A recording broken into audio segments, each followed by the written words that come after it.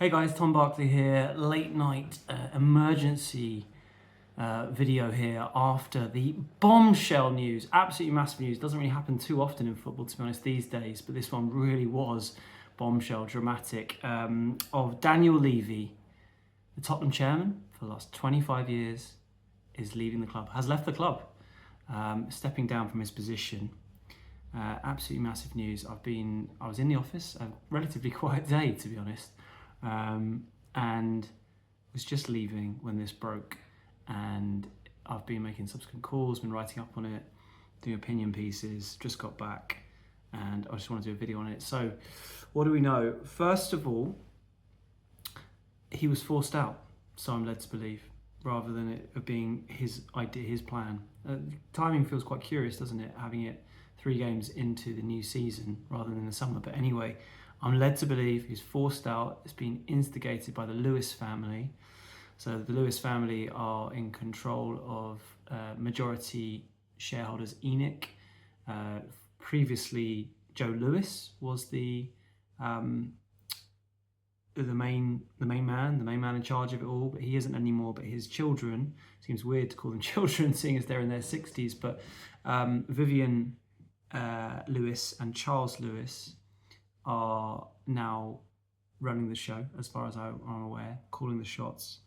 Vivian, you may have spotted next to Levy at quite a few recent matches. But anyway, they are the sort of driving part of the Lewis family now, who are effectively the owners of Tottenham, or the majority owners. They, along with Nick Boucher, if I've pronounced that right, who's the CEO or chief executive of Tavistock, the sort of, I think the sort of investment company of the Lewis family, are pretty much in charge of the club at the moment. And it was their plan, basically, as a result of results, really, not a good enough performance, that they've decided to effectively force out Daniel Levy. So he's going, or he's gone. They have been sort of behind quite a lot of changes in recent months. Whether it be, obviously they've been changing the dugout with Ange leaving despite winning the Europa League, and incoming Thomas Frank, Vinay Venkatesham, obviously the new chief executive, the new CEO, who's come in. Obviously we've seen Donna Marie Cullen leave, long-standing director at the club. Scott Munn obviously left as well, who was the chief football officer, effectively Daniel Levy's number 2. And now Levy's gone as well. He's been replaced by Peter Charrington, who is now non-executive chairman. He is the chairman. The reason I believe the non-executive sort of title is basically it was mainly Levy who was sort of had executive powers, unlike many other chairmen chairs of the Premier League clubs. So I'm led to believe this role that Peter Charrington have is probably more of what you see at most clubs. Anyway, but he is the chairman who's come in. There's been a lot of talk about takeovers and whether this would be a precursor to it. First of all, on the Qatari front, which I know has been mentioned many times, whether it be a takeover or investment in recent years, I have a relatively good contact on that front who once again has sort of quashed that talk regarding Qataris. And I'm led to believe that the Lewis family, so far as I am aware, have no plans on that front, and are committed to the club going forward. That may well be backed up by this quote that I've been given from a source close to the Lewis family. You may have seen it in other publications as well. It goes, "Generations of the Lewis family support this special football club, and they want what the fans want: more wins more often. This is why you have seen recent changes, new leadership, and a fresh approach. In Vinay, Thomas, and Peter Charrington, they believe they are backing the right team to deliver on this. This is a new era."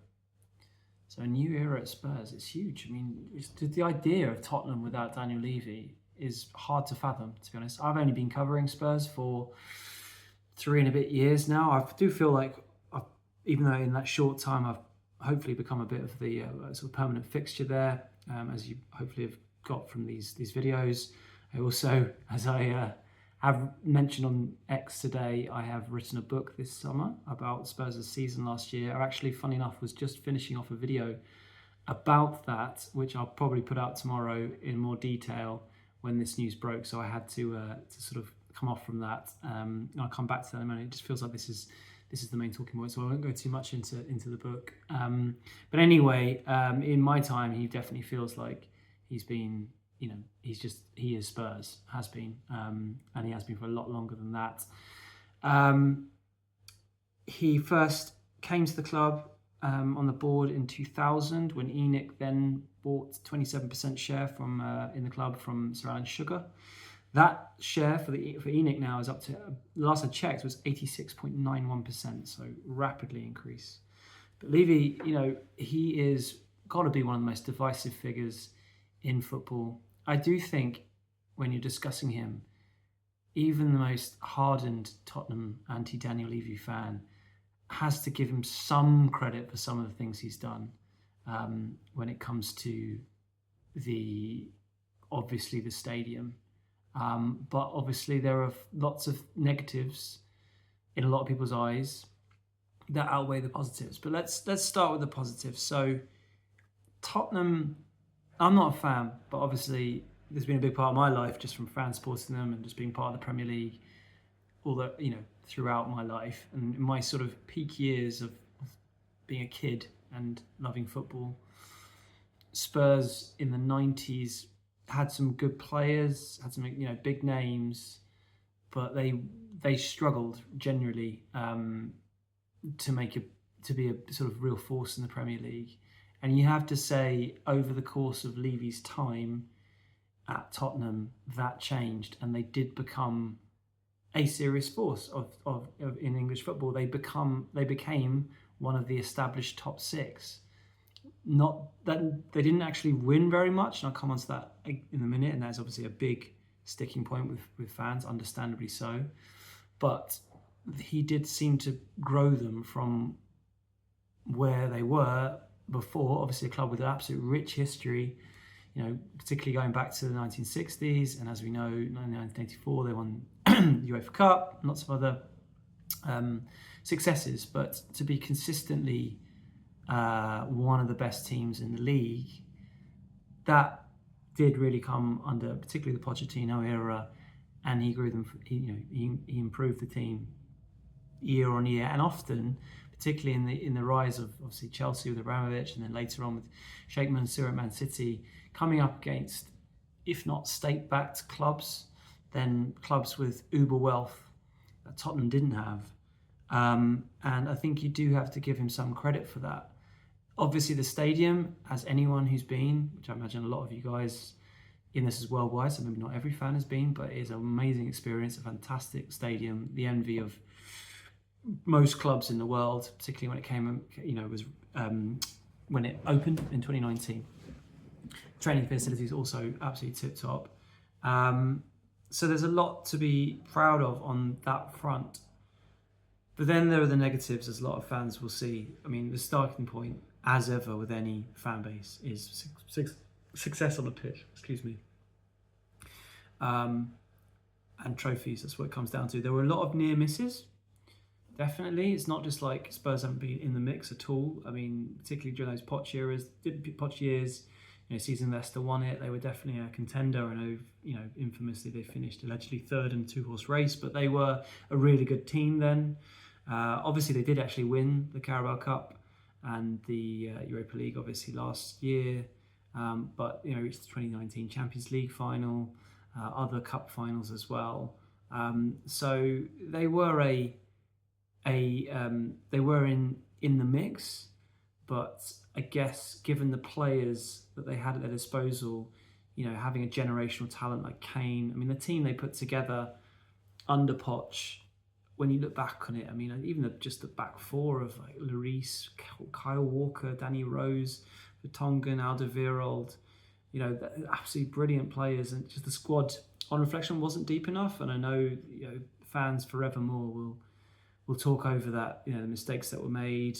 He would definitely push back on that accusation. Obviously they were funding a new stadium, and as ever, he's since opening the stadium, even in Levy's last statement that came with the financial results back in, was it March or maybe later in the year, he was saying how, he was making the point that 700 million had been spent since the opening of the stadium, which is up there with a lot of clubs, and pushing back on the question over lack of spending. But I do think personally there is some justification in that argument that that was alleged against, or has been alleged against, the club under his stewardship, and not just by fans. I mean, look at Christian Romero's comments last season when he talked about how Spurs didn't really ever, didn't financially compete like they, or invest like their rivals Chelsea and City do, and how the higher ups need to listen about that. So it's not just when it's the players as well doing it. I think there's some legitimacy to it, and whilst I think he also can be very much praised for his financial prudence, particularly in the age of PSR.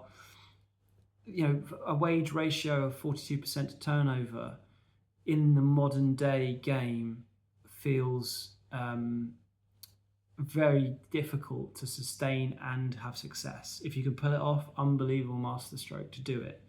But generally, and it's not always the case, because just look at Man United, they're a prime example of spending away doesn't guarantee success. But generally, the trend has been, if you spend enough money, particularly on players' wages, which is attracting the best players, it generally leads to better performance, at least in league position.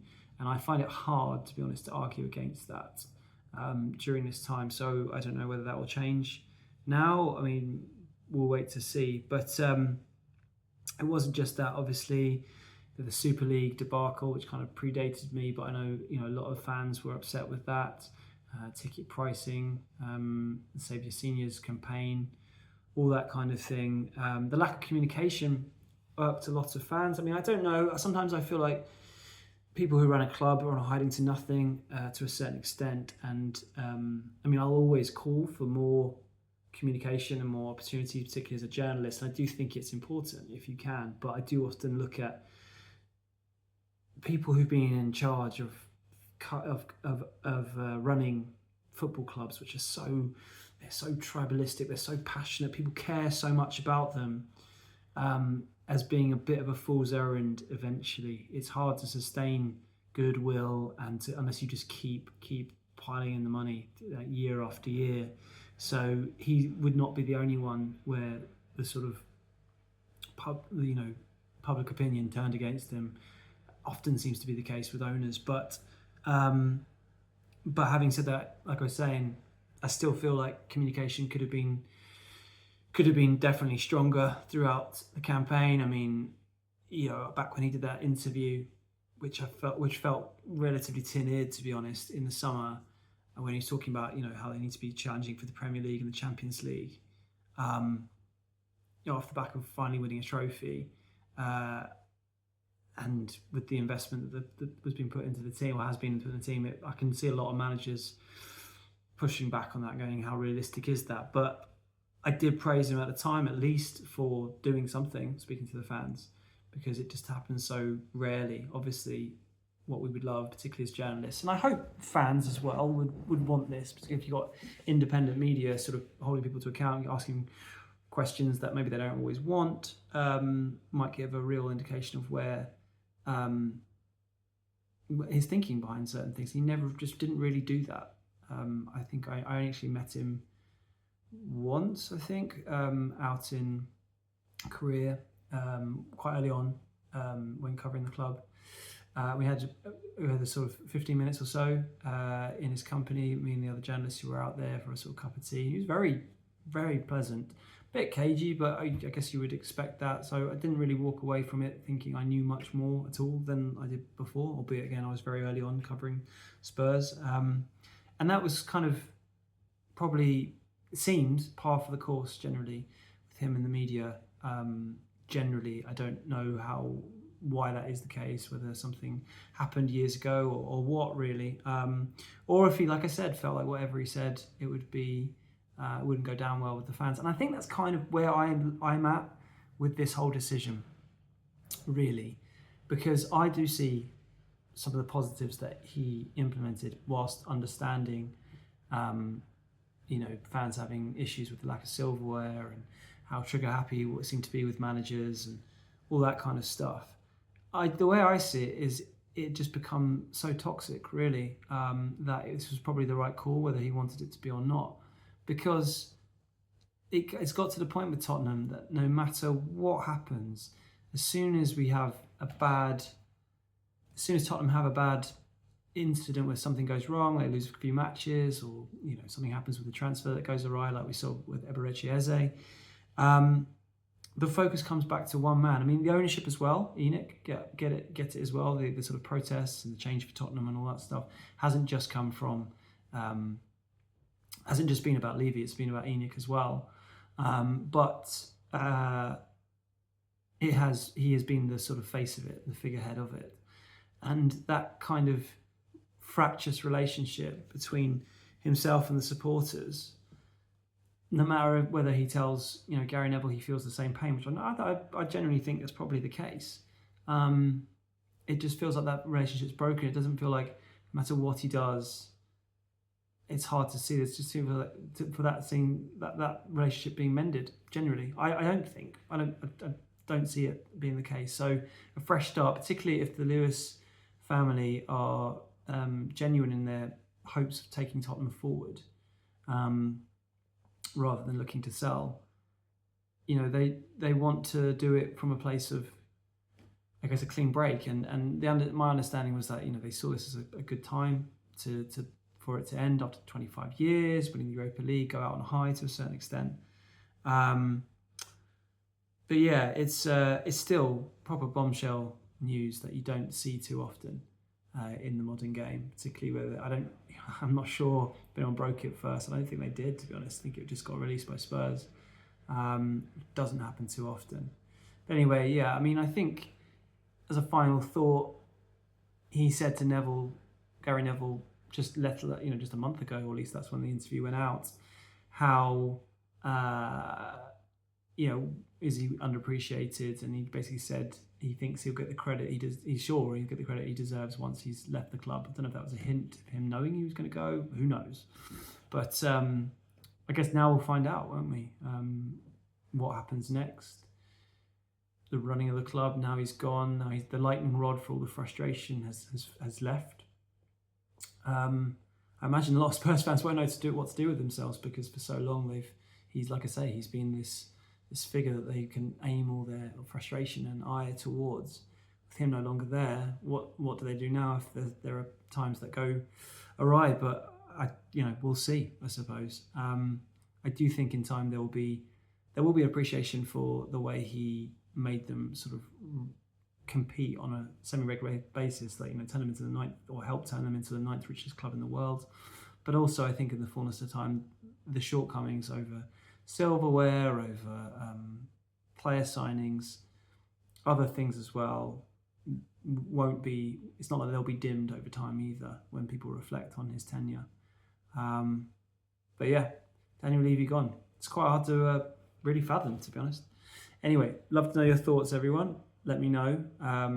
Like I say, I probably will do a video tomorrow about the book, along with I pre-recorded it, so if you watch it, you'll probably think, wow, there's no mention of Daniel Levy. But obviously it went out before, I did it beforehand. So that's why. But I talk about, because I've been off, I don't know, for a few days, so I talk about Moani and Matisse Tell not being in the Champions League squad. But anyway, watch out for that one. But let me know your thoughts. Can you quite believe that he's gone, and what now for Tottenham? Cheers, guys.